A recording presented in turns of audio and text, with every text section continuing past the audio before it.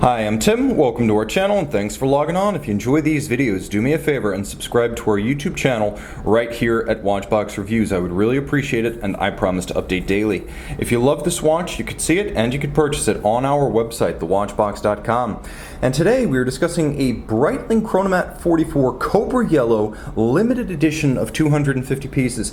This is 250 pieces from the 2015 model year, an impressive full stainless steel, high polish diving chronograph.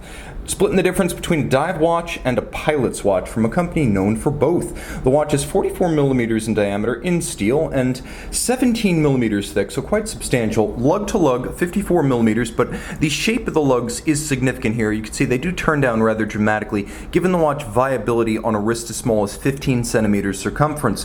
The spacing between the lugs is a modern 22 millimeters, and you will find that there is a little bit of a end profile to the case that creates a much more unified look, as there's less of a gap between the case flank and the strap itself. Highly integrated and handsome look. The strap is aggressively bolstered textile, and you can see that it features principally black coloration with a contrasting cobra yellow stitch to match the dial.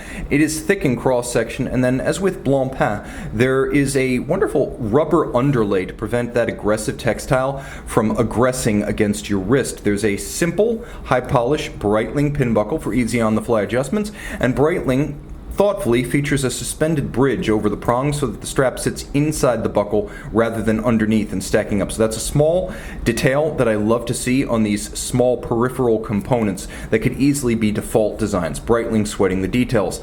The case is simple but strong. The contours are handsomely curved. You can see it's not quite as sheer or squared off as a Rolex Super case, and given the size, that works to its advantage aesthetically, mitigating against the sheer bulk of the watch. All of high polish and nicely finished. You can see there are screws outboard of the bezel, and those are there specifically to fix this captive style bezel to the case. It's a construction that is very secure, whereas for example Omega Rolex and tag bezels can be snapped right off. This must be dismantled before it can be removed, and that is all to the credit of Breitling. It makes it more secure against accidental ejection. Now the bezel is the well-known galactic or digital style, and you can see there are contrasting inlays of rubber within the polished metal. There are 4 rider tabs that are themselves fixed by screws.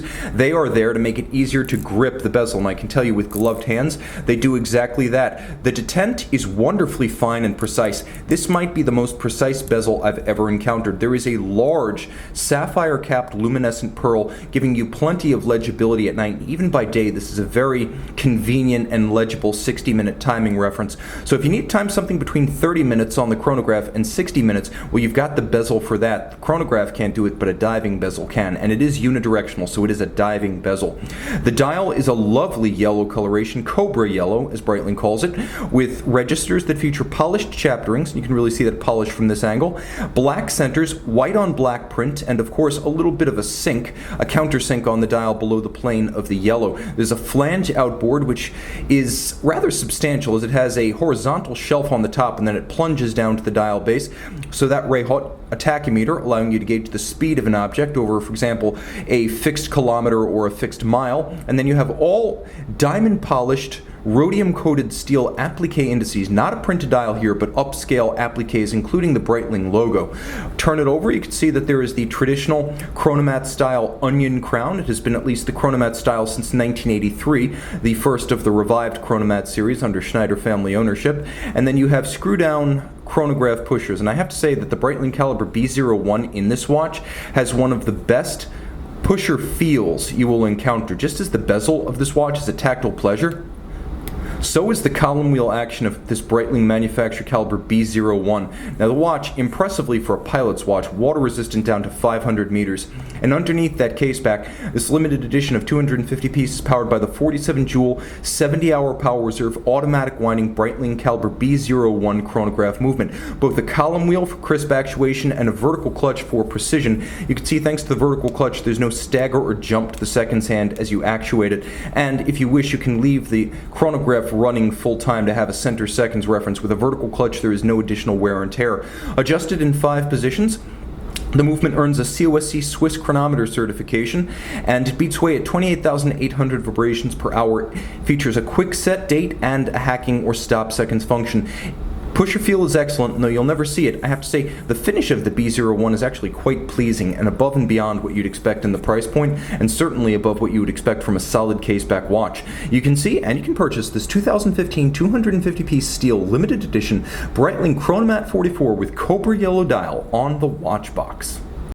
And we're back with the Breitling Chronomat 44. Note the loomed chronograph seconds hand and that enormous full moon of a bezel pearl.